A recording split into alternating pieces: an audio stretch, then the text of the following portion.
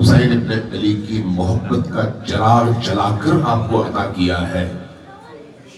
اگر روز ابھی ہمارے قبلہ مولانا حیدری صاحب نے فرمایا حل من ناصر ینصرنی.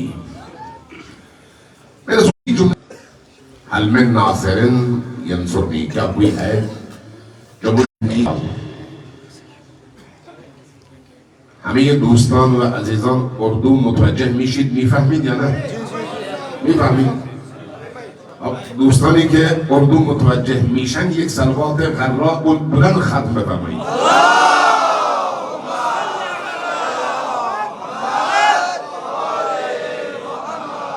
اس کا مطلب میں اردو میں بول سکتا ہوں، چونکہ فارسی میں بولوں گا تو پھر کچھ برادران کو سمجھ نہیں آئے گی.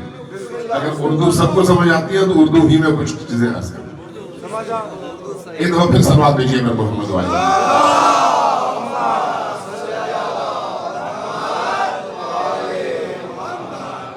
امام حسین کی یہ ندا آج بھی ہم کہتے ہیں یا لیتنا کننا معکم فنفوز فوزا عظیما. کاش ہم کربلا کے میدان میں ہوتے، کننا معکم آپ کے ساتھ ہوتے، فنفوز تاکہ ہم پہنچتے، فوزا عظیما اس عظیم فوز اور فیض اور اللہ کی رحمت اور اللہ کی عطا تک. یہ ہم آج بھی دعا کرتے ہیں. وہ کون سی چیز ہے جس کے لیے حسین ابن علی نے مدد مانگی؟ سوچنے کی بات ہے یا نہیں؟ امام حسین کو مدد کی ضرورت کیا تھی؟ سوچنے کی بات ہے یا نہیں؟ میں کیوں کہہ رہا ہوں کہ امام حسین کو مدد کی ضرورت نہیں تھی؟ چونکہ حسین ابن علی زمین پر اللہ کے ولی کا نام ہے. جو زمین کا ولی ہے وہی والی بھی ہے، جو والی ہے وہی مالک بھی ہے، جو مالک ہے وہی حاکم بھی ہے، جو حاکم ہے وہ مطاع بھی ہے، یعنی اس کی اطاعت فرض ہے. اور یہ اطاعت صرف انسانوں پر فرض نہیں ہے بلکہ کل کائنات پر فرض ہے، کل کائنات پر. دوسرے لفظوں میں اللہ کا ولی جب کوئی بات کرتا ہے تو اس بات کو ماننا اللہ کی تمام مخلوقات پر فرض ہے، تمام مخلوقات پر. جب ایسا ہے تو حسین کو مدد کی کیا ضرورت تھی؟ ذرا غور کیجیے گا. کربلا کا ایک پہلو یہ بھی ہے جس کی طرف ہماری توجہ کم ہوتی ہے. وہ کیا ہے کہ جب امام حسین علیہ السلام میدان کارزار میں اترے، وہ 4000 فرشتے جو بدر میں اترے تھے وہ آئے امام حسین کی بارگاہ میں. عرض کیا مولا حسین ہمیں اجازت دیجیے کہ ہم آپ کے ان دشمنوں سے لڑیں، ہم آپ کی نصرت کریں. لیکن امام حسین علیہ السلام نے ان کی مدد لینے سے انکار کر دیا. فرمایا کہ نہیں، مجھے تمہاری مدد کی ضرورت نہیں ہے. تو جب ادھر فرشتوں کو انکار کر رہے ہیں کہ مجھے تمہاری مدد کی ضرورت نہیں ہے، ادھر رات میں اپنے ساتھیوں سے کہہ رہے ہیں جاؤ مجھے تمہاری مدد کی ضرورت نہیں ہے، تو ادھر عصر عاشور کیوں کہہ رہے ہیں حل من ناصر ینصرنی؟ کیا کوئی ہے جو مجھ حسین کی مدد کرے؟ کیوں کہہ رہے ہیں؟ سمجھنے والی بات ہے. یاد رکھیے حسین مدد لینا نہیں چاہتے تھے بلکہ تا قیامت آنے والی بشریت کو مدد دینا چاہ رہے تھے. لینے کے لیے نہیں، دینے کے لیے. کیا مطلب ہے؟ مطلب یہ ہے کہ جو بھی مجھ حسین کی ندا پر لبیک کہے گا اس کا ہاتھ میں تھاموں گا اور اللہ سے جوڑ دوں گا. یعنی حسین کی ندا پر لبیک کہنے کا مطلب حسین سے مدد لینا ہے، حسین کی مدد کرنا نہیں ہے. ہم کیا مدد کر سکتے ہیں حسین ابن علی کی؟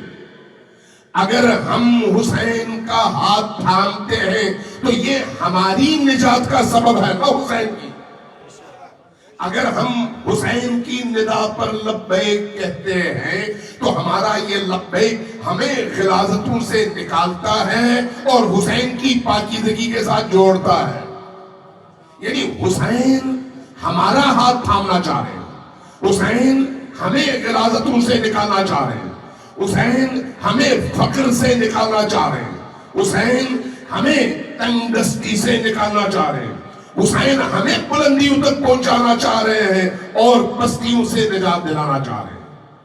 یہ جو حسین کی طرف سے حل من ناصر کی صدا ہے, یہ مدد خواہی نہیں ہے, مدد کرنے کا اعلان ہے.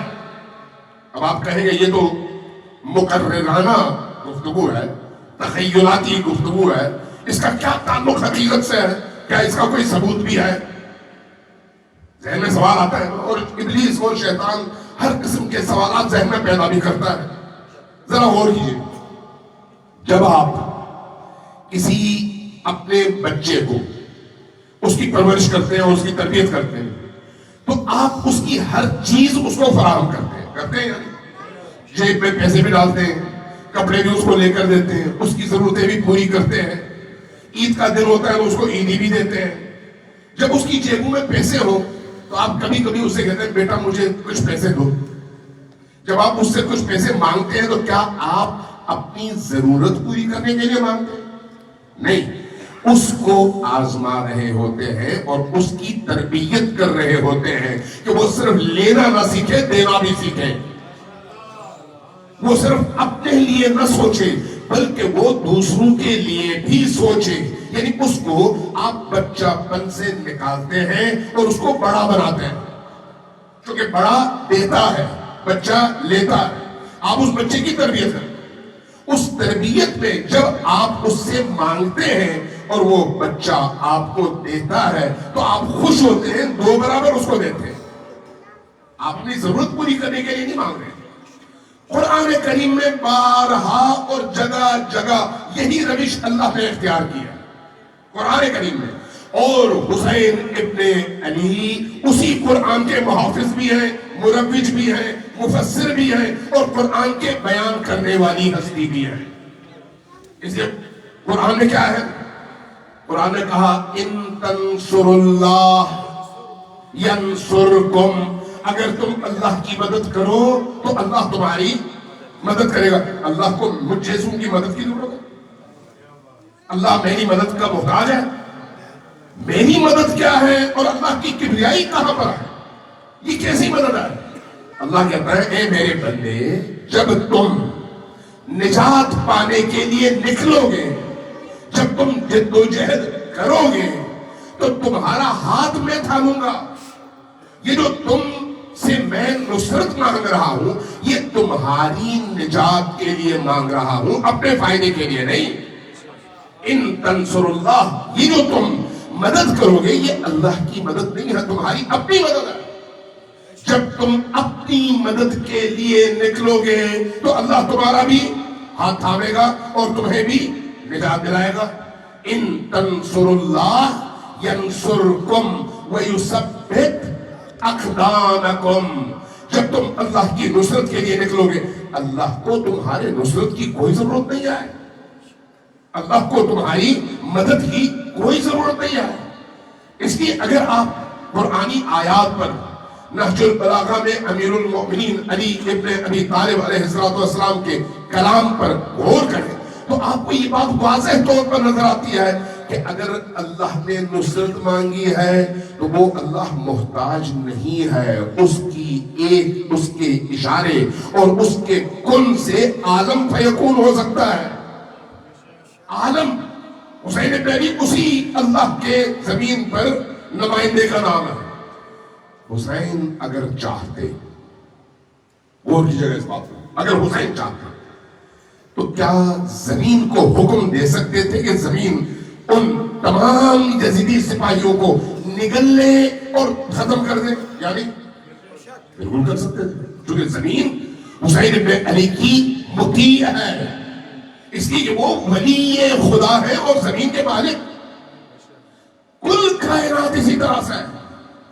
اگر حسین چاہتے صرف چیونٹیوں کو حکم دیتے, صرف چیونٹیوں کو, کہ چیونٹیاں زمین سے نکلے اور یزیدی فوج پر حملہ آور ہو, تو یزیدی فوج 2 گھنٹے مقابلہ نہیں کر سکتی, صرف چیونٹیوں کا مقابلہ نہیں کر سکتی. لیکن حسین نے معجزہ نہیں دکھایا. اگر معجزے کے ذریعے سے زمین پر تبدیلی لانی ہوتی تو کل نظام کائنات درہم برہم ہو جاتا, کل نظام کائنات. اس لیے کہ کائنات کو اللہ معجزے کی بنیاد پر نہیں چلاتا. اور کیجئے گا, اگر اللہ نے معجزے کی بنیاد پر کائنات کو چلانا ہوتا تو 1,24,000 انبیاء بھیجنے کی کوئی ضرورت تھی نہیں تھی. اللہ سب کو ایک جنبش قلم, ایک اشارے سے سب کو مومن بنا دیتا, سب کو موحد بنا دیتا, سب کو فرشتوں کی طرح سے پاکیزہ بنا دیتا. کوئی گناہ ہی نہ ہوتا, گناہ نہ ہوتا تو ان کو کسی نبی کی ضرورت ہی نہ ہوتی.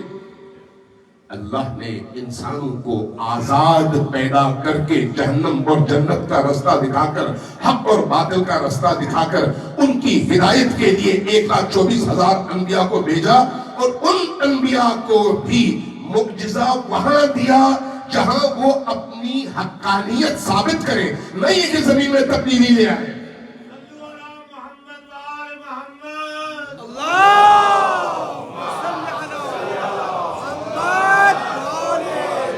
جتنے بھی انبیاء آئے ان انبیاء کے معجزات دیکھیں.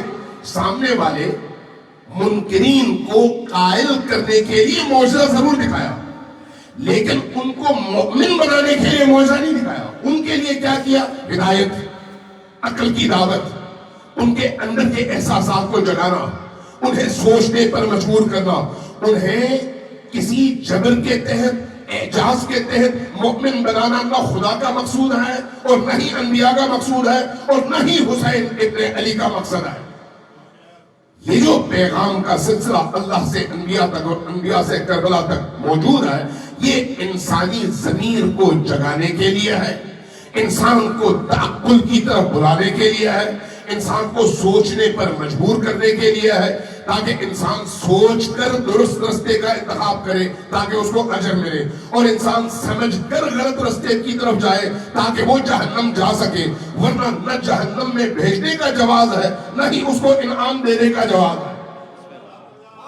یہی وجہ ہے کہ حسین ابن علی کا رستہ پاک اور نورانی رستہ ہے, لیکن اختیاری رستہ ہے, جبری رستہ نہیں ہے. یہی وجہ ہے کہ وہ شخص حسین ابن علی کے رستے کا انتخاب کرتا ہے جس کا دل پاکیزہ ہو, اس لیے کہ پاکیزہ چیز ہی پاکیزہ چیز کو قبول کرتی ہے. جہاں نجاست ہو وہ کبھی بھی پاکیزہ چیز کو قبول نہیں کر سکتی. یہی وجہ ہے کہ حسین ابن علی 1400 سال پہلے شہید ہوئے لیکن آج بھی زندہ ہے. 1400 سال پہلے شہید ہوئے لیکن آج بھی زندہ ہے. کیوں؟ اس لیے کہ اللہ نے ہر مؤمن کے دل کو حسین کا گھر بنا دیا ہے, ہر مؤمن کے دل کو, اور جو بھی مؤمن ہوگا اس کے دل میں حسین زندہ ہوگا. جس کے دل میں حسین زندہ ہوگا وہ کبھی بھی حسین کے مخالف سمت میں چلے گا ہی نہیں. اس لیے حسین وہ شخصیت ہے جن کا ہاتھ تھامنا اور جن کی مدد کے لیے نکلنا ان کی مدد نہیں بلکہ اپنی مدد ہے تاکہ ہم نجات پا سکیں. سلام دیجیے میں محمد وآل محمد.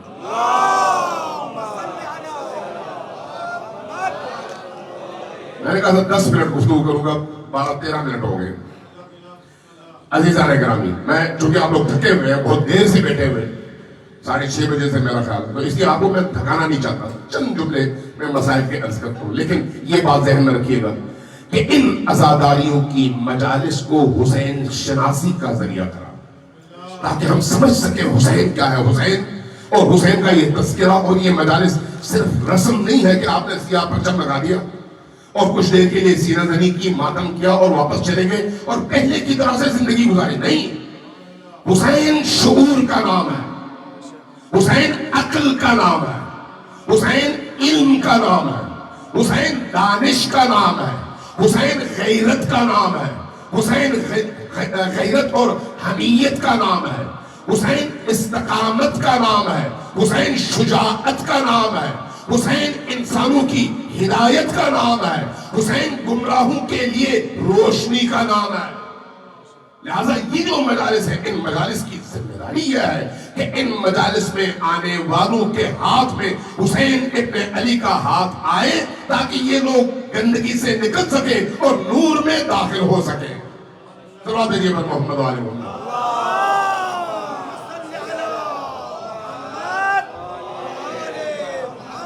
یہی وجہ ہے کہ اس ذکر کی مجالس میں، مجلس میں آنے کے لیے توفیق چاہیے، توفیق، سعادت چاہیے۔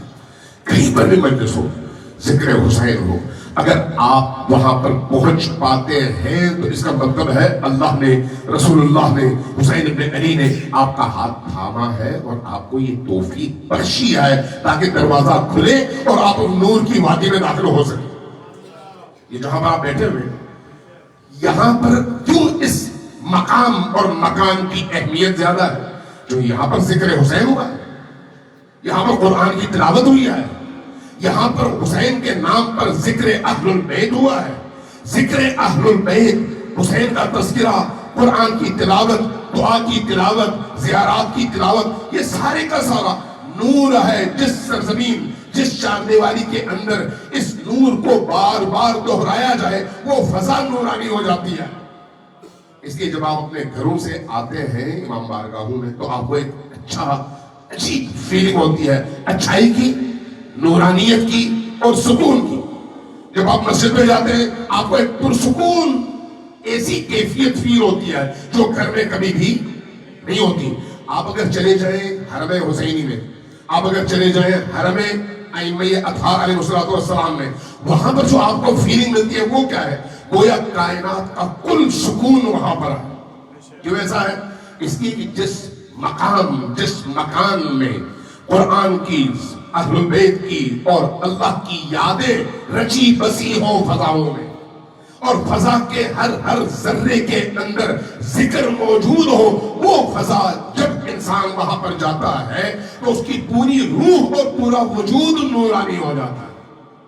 اس لیے ان مجالس کو آباد کریں اور اپنے آپ کو نورانی کرنے کے لیے ان مجالس سے فائدہ اٹھائیں۔ میں سلام عرض کروں گا حسین ابن علی پر۔ حسین ابن علی عجیب مظلومیت ہے، حسین ابن علی عجیب مظلومیت ہے، واقعی عجیب مظلومیت ہے۔ آپ ذرا سوچئے کہ حسین ابن علی کی جتنی فضیلتیں نبی کریم نے بیان کی ہیں، اہل سنت بھی نقل کرتے ہیں اور شیعہ بھی نقل کرتے ہیں۔ نبی کریم منبر پر تشریف فرما تھے، گفتگو فرما رہے تھے، اچانک ایک چھوٹا سا بچہ باہر سے داخل ہوا۔ کون ہے؟ حسین ابن علی۔ بھاگتا ہوا یہ بچہ داخل ہوا اور درمیان میں جو چٹائی تھی اس کے کونے سے پاؤں ٹکرایا اور بچہ گر گیا۔ جیسے ہی بچہ گرا، نبی کریم صلی اللہ علیہ وآلہ وسلم نے منبر چھوڑا، تڑپ کر سامنے گئے، صفوں کو چیرتے ہوئے بچے کو اٹھایا، سینے سے لگایا اور پھر درد کے ساتھ پوچھنے لگے، بیٹا حسین تمہیں درد تو نہیں ہوا؟ بیٹا حسین تمہیں تکلیف تو نہیں ہوئی؟ یہ وہ حسین ہیں جن کے چٹائی پر گرنے سے رسول کو تکلیف ہوتی ہے، رسول کو تکلیف ہوتی ہے۔ کربلا میں کیا ہوا؟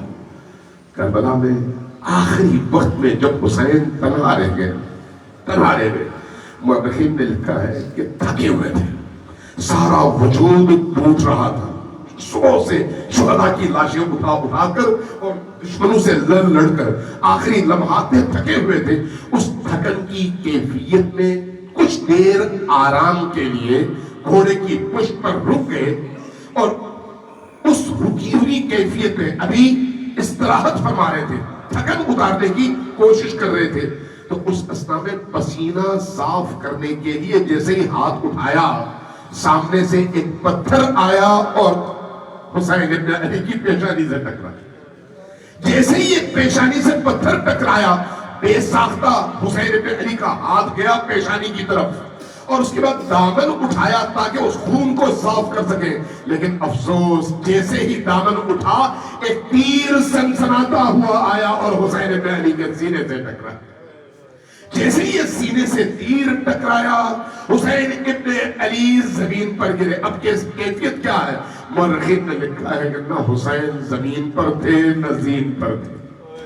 اس طرح کی کیفیت تھی کہ اب حسین ابن علی تیروں کے اوپر تھے اور پیشانی زمین پر تھی۔ اب دیکھا کہ خون نکلتا چلا جا رہا ہے اور درد اور تکلیف میں اضافہ ہوتا چلا جا رہا ہے۔ اس اثناء میں خون آپ کی آنکھوں تک پہنچا، آنکھیں بند ہیں، کان سن رہے ہیں۔ کیا سنا؟ گھوڑوں کے ٹاپوں کی آواز آ رہی ہے اور گھوڑے تیزی کے ساتھ خیمے کی طرف جا رہے ہیں۔ جیسے ہی کانوں میں ٹاپوں کی آواز آئی، اپنے پیشانی سے اور آنکھوں سے خون صاف کیا، رخسار زمین کربلا پر ہے اور آنکھیں آدھی کھلی ہوئی ہے۔ اس کیفیت میں خیموں کی طرف دیکھ رہے ہیں اور دیکھتے ہوئے فرما رہے ہیں، ظالموں اگر تم میں دین نہیں ہے تو کم از کم غیرت کا مظاہرہ کرو۔ ابھی حسین زندہ ہے، خیموں کی طرف نہ جاؤ، ابھی حسین زندہ ہے، خیموں کی طرف نہ جاؤ۔ اس اثناء میں مورخین لکھتے ہیں کہ چاروں طرف سے پتھروں کی بارش ہونے لگی، تیروں کی بارش ہونے لگی۔ اس بارش میں حسین ابن علی کے جسم کے ہر حصے پر تیر لگا۔ ایک وقت وہ آیا جب شمر سینے پر تھا۔ میں عرض کروں گا حسین ابن علی، آپ کے اس سر اقدس پر میرا سلام ہو۔ زیارت ناہیہ کے جملے پڑھیے، سلام ہو اس سر پر کربلا میں جتنے بھی لوگ شہید ہوئے، ان شہیدوں کے سر تب تن سے جدا کیے گئے جب وہ سب شہید ہو چکے تھے، لیکن حسین ابن علی اکیلے شہید تھے جو ابھی زندہ تھے اور سر تن سے جدا کیا جا رہا تھا، اور وہ بھی شمر کے کند خنجر کے ذریعے سے ذبح ہو رہے تھے اور سر تن سے جدا کیا جا رہا تھا۔ سلام ہو اس سر پر جس کے رخسار زمین کربلا کی مٹی سے اٹے ہوئے، سلام ہو اس سر اقدس پر جس کو نیزوں کے اوپر چڑھایا گیا اور معصوم بچے اس کٹے ہوئے سر کو دیکھ کر واہ حسینہ کی ندائیں بلند کرتے ہوئے خون کے اشک بہا رہے تھے۔ سلام ہو اس سر پر جس کو جب نیزوں کے اوپر چڑھایا گیا تو کوفہ و شام کے بازاروں میں پھرایا گیا۔ سلام ہو اس سر اقدس پر جب آپ کے سر کو نیزے پر چڑھا کر شہر کوفہ میں داخل کیا جا رہا تھا تو تب زینب کبریٰ کی نگاہ جب پڑی تو یاد آیا یہ وہی شہر ہے جہاں پر علی کی بیٹی اور خلیفۃ المسلمین کی صاحبزادی کی حیثیت سے زینب کبریٰ نے ایک عرصہ گزارا ہے۔ آج اس شہر میں حسین کا کٹا ہوا سر نیزے پر جا رہا تھا اور زینب کبریٰ کی ردا چھنی ہوئی تھی اور اسیر بن کر شہر میں داخل ہو رہی تھی۔ سلام ہو اس سر پر جب دمشق کے دربار میں یہ سر نیزے پر چڑھا کر داخل کیا گیا تو ایک وقت ایسا بھی آیا کہ یزید لعین شراب پی رہا تھا، بچا ہوا شراب اس تشتری میں الٹا جس تشتری میں سر حسین رکھا۔ اِنَّا لِلَّهِ وَإِنَّا إِلَيْهِ رَاجِعُونَ وَسَيَعْلَمُ الَّذِينَ ظَلَمُوا أَيَّ مُنقَلِبٍ يَنقَلِبُونَ۔ بارگاہ ہماری اس قلیل عبادت کو اپنی عظیم بارگاہ میں شرف قبولیت عطا فرما۔ بارگاہ ہماری عزاداری کو قبول فرما۔ بارگاہ ذکر حسین کو قبول فرما۔ بارگاہ جب تک ہم زندہ ہیں حسین ابن علی کی راہ پر زندگی گزارنے کی توفیق عطا فرما۔ مرنے لگے تو انہی کی راہ میں مرنا نصیب فرما۔ بارگاہ ہمارے دلوں کو حسین کی نورانیت سے منور فرما۔ بارگاہ ہمارے دلوں سے گناہوں کی کدورتوں اور گناہوں کے سیاہ اثرات کو دور فرما۔ بارگاہ ہمارے بال بچوں ہماری اولادوں کا مستقبل حسین ابن علی کے سائے میں نورانی فرما۔ بارگاہ ہماری نسلوں کو اس سرزمین میں حسین ابن علی کا پیروکار اور ان کا مجاہد سپاہی بننا نصیب فرما۔ بارگاہ جب تک ہم زندہ ہیں ہمیں حسین کی راہ میں زندگی عطا فرما، مرنے لگے تو انہی کی راہ میں موت نصیب فرما۔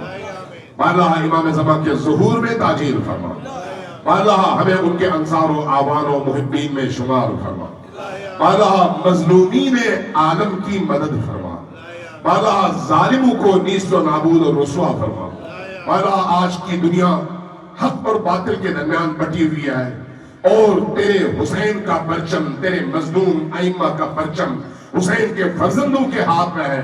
خدایا فرزندان حسین کو کامیابی اور کامرانی نصیب فرما، دشمنان خدا اور دشمنان اہل البیت کو نیست و نابود فرما، بالا حق اور باطل کے اس جنگ میں امام زمان کا ظہور فرما، ہمیں ان کے آوان، ان کے مددگاروں میں شمار فرما، جو لوگ بے اولاد ہیں انہیں اولاد صالح عطا فرما، جو لوگ پریشان حال ہیں ان کی پریشانیوں کو دور فرما، جو لوگ محتاج ہیں ان کی احتیاج کو برآوردہ فرما، جو لوگ صاحبان حاجت ہیں ان کی حاجات کو قبول فرما، جن گھروں میں بیمار ہیں ان بیماروں کو شفائے عاجل و کامل نصیب فرما۔ خدایا ہم سب کے جتنے بھی مرحومین دنیا سے گزر چکے ان سب کو جوار رحمت میں جگہ عطا فرما اور ان کی برزخ کی زندگی کو آسان فرما۔ تمام مرحومین، تمام شہداء، ہم سب کے جتنے بھی مرحومین اس دنیا سے چلے گئے ان تمام مرحومین کے ایصال ثواب بلندی درجات کے لیے سب مل کر ایک دفعہ سورہ فاتحہ اور 3 دفعہ قل هو اللہ یعنی سورہ اخلاص کی تلاوت کیجئے، لیکن اس سے پہلے اونچی آواز سے صلوات بھیجئے محمد وعلیہ